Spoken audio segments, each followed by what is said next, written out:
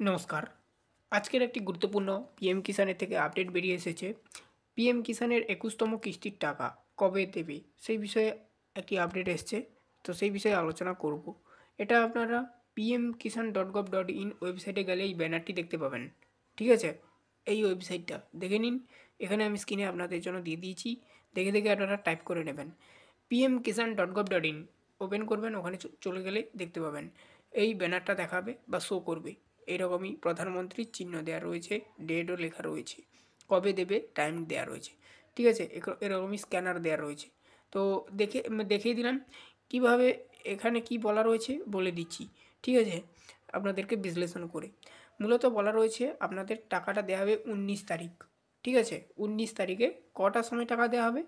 সকাল 11টায় টাকা ছাড়া হবে। প্রধানমন্ত্রী ডিবিটির মাধ্যমে টাকাটা প্রদান করবে আপনাদের সকলের ব্যাঙ্ক অ্যাকাউন্টে। এবারে স্টেপ বাই স্টেপ ঢুকবে, অর্থাৎ ধাপে ধাপে 1 সপ্তাহের মধ্যে, 7 দিনের মধ্যে, 7 দিন সময়ের মধ্যে। ঠিক আছে, তো কত টাকা দেয়া হচ্ছে? টাকার পরিমাণটা দেখে নিন, 18,000 কোটি টাকা। 18,000 কোটি টাকা এবারে দেওয়া হবে। ঠিক আছে, তো 9 কোটি কিষাণকে 18,000 কোটি টাকা মতন প্রদান করা হচ্ছে। বোঝা গেল?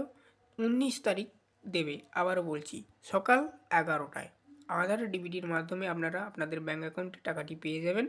তো উনি প্রত্যেকবারের মতন এবারেও বোতাম টেপে করবেন, টাকাটা ছাড়বেন আর কি। তো এটা আপনারা pmkisan.gov.in গেলে দেখতে পাবেন।